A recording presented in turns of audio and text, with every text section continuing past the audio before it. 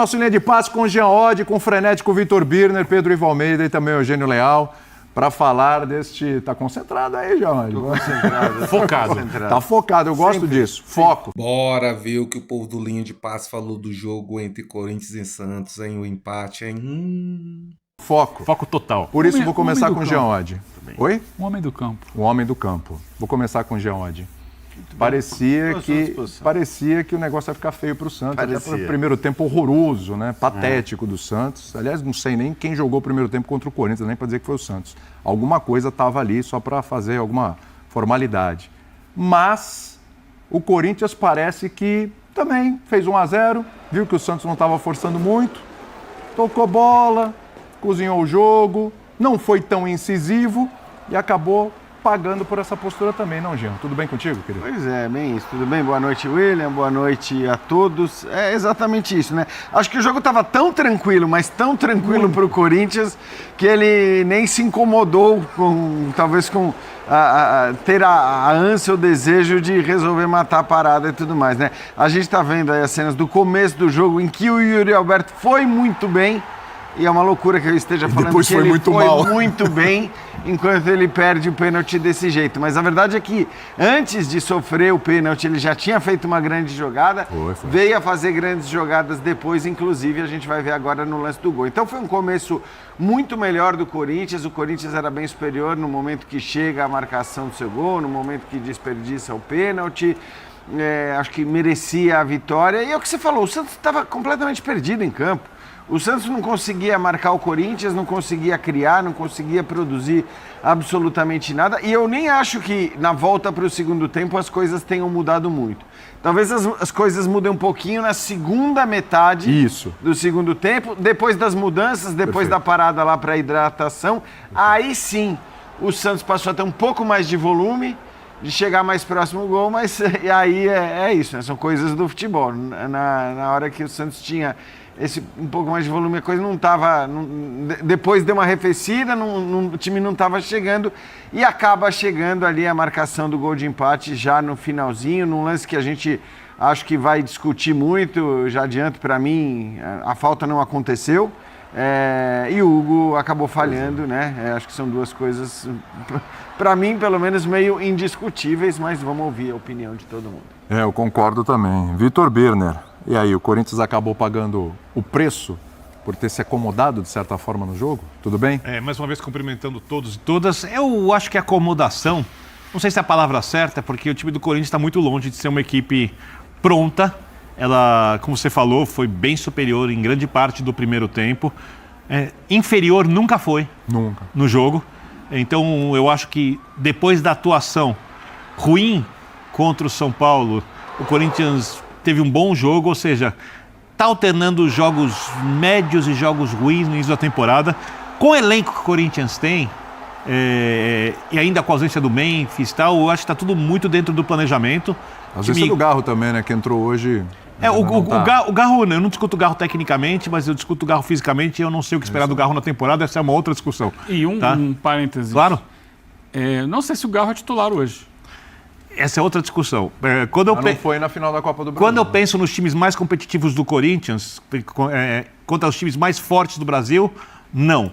Quando eu penso o Corinthians enfrentando times do mesmo nível, sim. Mas deixemos isso para depois. Então, eu acho que, como disse o Jean, o jogo estava tão tranquilo, que o Corinthians parecia que levava o jogo ali, se achasse o segundo gol tudo bem, se não estava com a situação dominada. E o gol de empate, já que o Jean adiantou o assunto. Pois é. Não pode marcar. Aliás, eu vou falar uma coisa para a arbitragem. Marca mais do que tem que marcar, vê falta onde não tem, dá cartão onde não é para dar cartão. Esse é um dos piores exemplos de estilo de arbitragem brasileira. Para mim, sempre que um gol é fruto de uma jogada irregular, um pênalti que não aconteceu, uma falta que não aconteceu, eu acho que o resultado não é justo, mesmo tendo o Hugo falhado. Pois é. Acabou o Corinthians sendo vítima, exatamente, de um erro de arbitragem e uma falha de um goleiro que não está acostumado a falhar desse jeito, né? Mas acabou falhando na cobrança de falta. Tava tudo muito tranquilo, né, Eugênio? Tava tudo muito sossegado. Aliás, estava até falando na redação, eu não lembro a última vez que o Corinthians fora de casa teve tanto espaço tanto controle de meio campo e tanto espaço. E assim, se tivesse, sei lá, uma volúpia maior, tivesse, com certeza, já no primeiro tempo ou no começo do segundo tempo, já estaria uns 3-0, porque foi espaço demais que o Santos cedeu e tem um lance, até mais próximo do final do jogo, que o Bidon pega pela lateral, como deu espaço pelas laterais do Santos. O Bidon, ele olha para o lado, é mais ou menos assim, não acredito, não tem ninguém aqui, ele chuta e o Brazão faz a defesa. Impressionante essa característica no jogo de hoje, Eugênio. Boa noite, William. Boa noite, companheiros. É verdade, o jogo teve esses momentos, né? Um momento, a maior parte dele, completamente dominado pelo Corinthians, mas no final, o jogo tem 90, no caso teve 97 minutos, se a gente considerar os 7 minutos de acréscimo. E um dos vetores do jogo é o vetor físico. E claramente o Corinthians sentiu da metade para o final do segundo tempo. E quando ele perde por cansaço jogadores que, para mim, foram os melhores em campo, apesar do bom primeiro tempo do Yuri Alberto, os melhores em campo, para mim, foram o Ranielli e o Matheus Pereira. Os dois, quando saem, o time se perde. O Corinthians, por cansaço desses jogadores, que correram muito, o Ranielli fez ali um jogador que era misto de um terceiro zagueiro com um primeiro volante, e isso confundiu muito. O Corinthians teve como estratégia povoar excessivamente o seu meio-campo, deixando o Yuri sozinho na frente. O Yuri correu, estamos em início de temporada, correu muito no primeiro tempo, faltou fôlego no segundo para ele. Depois ele é substituído pelo Vitinho, continua sendo só um atacante. Você acha que o Dorival demorou para mexer, olhando para isso? Eu não acho que demorou, acho que ele pagou o preço da estratégia que funcionou até certo ponto. Ele não conseguiu criar uma vantagem maior, quando era muito melhor no jogo, mas exigiu muito, porque essa segunda linha do Corinthians, que tinha o Bidon mais aberto pela direita, o Carrilho, o Matheus, era uma linha que ia e voltava muito. Tinha que chegar no ataque para dar suporte ao Yuri. E em algum momento essa linha começou a sentir. Começou a cair a sua produtividade, porque jogar com um atacante só. O Santos, por outro lado, teve 2 atacantes. Está sendo jogando como um segundo atacante, depois entra o Lautaro. Com isso, ele perde um jogador no meio-campo, que o Corinthians tinha a mais, e aí o Corinthians tem o controle do jogo.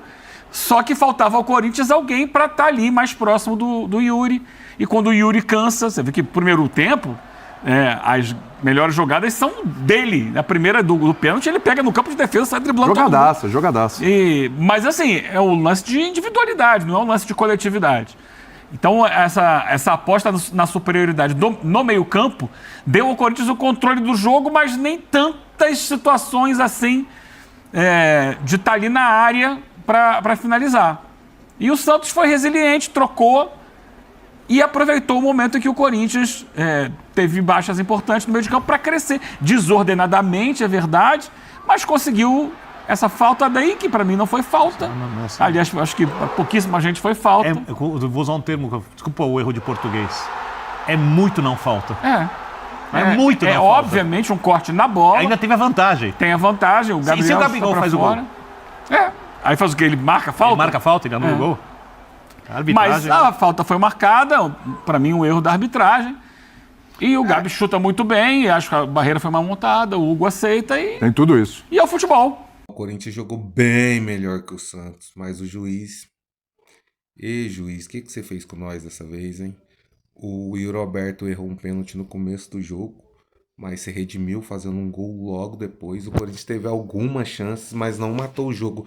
Principalmente no primeiro tempo, né? Que o Corinthians jogou bem melhor que o Santos, né? Depois deu uma equilibrada, o jogo ficou naquele marasmo e o Gabigol foi lá e empatou pro Santos, né? Mas eu acho que o Corinthians começou a temporada bem, jogou bem melhor. O juiz deu uma ajudadinha, mas o Corinthians soma agora 5 pontos, né? Porque ganhou uma, empatou uma e perdeu outra. Agora empatou de novo, 5 pontos. Para não ter risco de rebaixamento, eu acho que deve fazer pelo menos 9. 9, o risco é 0. Vocês assistiram o jogo? Vocês gostaram do jogo? Parece que o Corinthians nunca tinha perdido para o Santos quando esse juiz apitou, né? Não perdeu, empatou. Mas ficou com um saborzinho de derrota, hein? O Dorival parece que na coletiva também criticou muito o juiz. Eu não assisti a coletiva, mas parece que ele criticou muito a arbitragem. Gente, se gostou do vídeo, deixe seu like, se inscreva no canal. Até a próxima, hein?